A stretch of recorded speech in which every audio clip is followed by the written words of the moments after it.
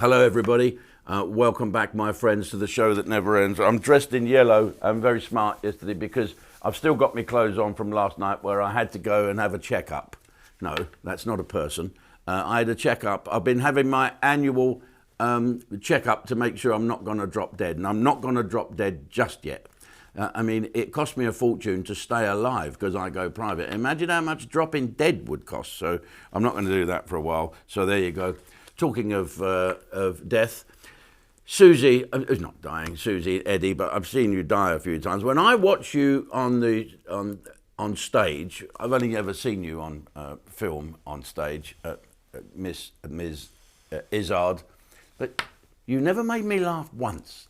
And to be honest with you, I think that's my fault, not your fault, because I didn't get it. I didn't get what everyone was laughing at. I thought it was canned laughter, you know, like they have in American sitcoms. So I didn't get you at all. And I thought, how are you earning a living? Not only were you earning a living, you learnt to do your act in 15 different languages. So you could dine your arse all over the world, I imagine, or just was the adulation of the British public not enough for you? And of course, now you're being noticed quite a lot because you're dressing as a woman. I don't know if you're saying you are a woman now, but have you still got the tackle? I don't know. It's a dodgy subject, but you sort of started this, Miss Izzard person, Izzard the Lizard, by saying right-wing comedians are sexist and racist. Well, they are.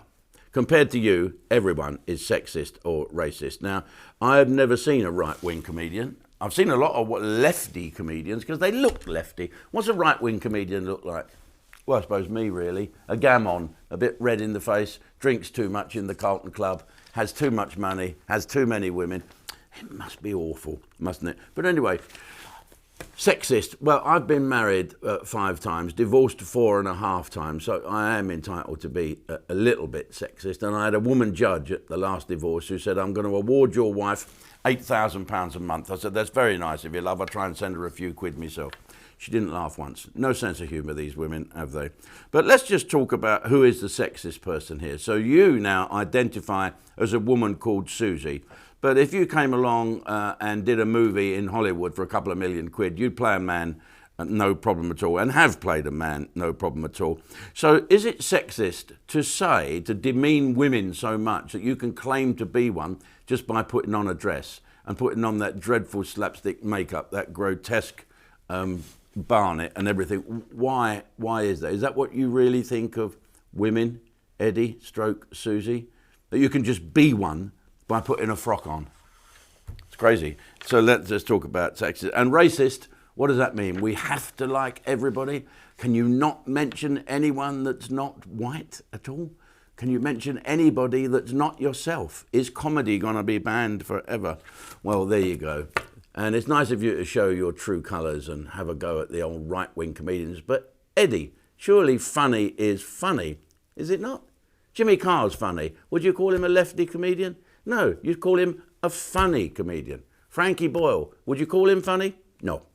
But he is a lefty comedian, so I'll give you that one. Right, let's move on, talking of comedians. Andrew Marr has shown his true colours and said he hopes the Labour Party get in at the next election, because he's left the BBC now. So has he just formulated that idea, or did he have it all the time he was on the BBC? Now, I quite like him. I've met him and had a couple of drinks with him. He smiled at me through gritted teeth.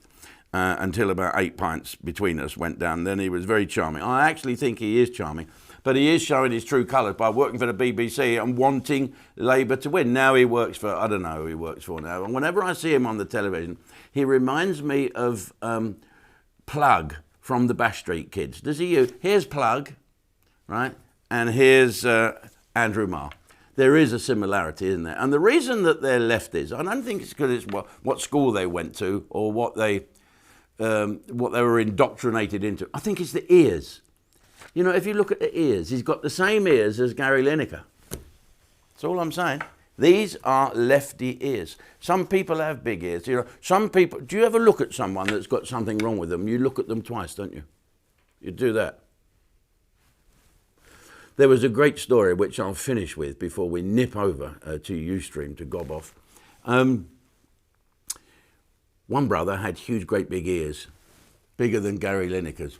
One brother had one great big eyeball like that in the middle of his head. And this was back in the days when Nelson was alive, and we had galleons and a navy where the ships were made of wood and the men were made of steel, rather than the other way around. So the captain of this ship said to the brothers, right, you with that big eye, right, you get up there on the crow's nest, you'll be able to see for miles with that eyeball, and you, with the ear holes, get out of the wind, otherwise the ship will go backwards. They catch them ear holes. They set off to sea. 3 days later, in the crow's nest came a cry. Spanish galleon, 275 miles off the port bow.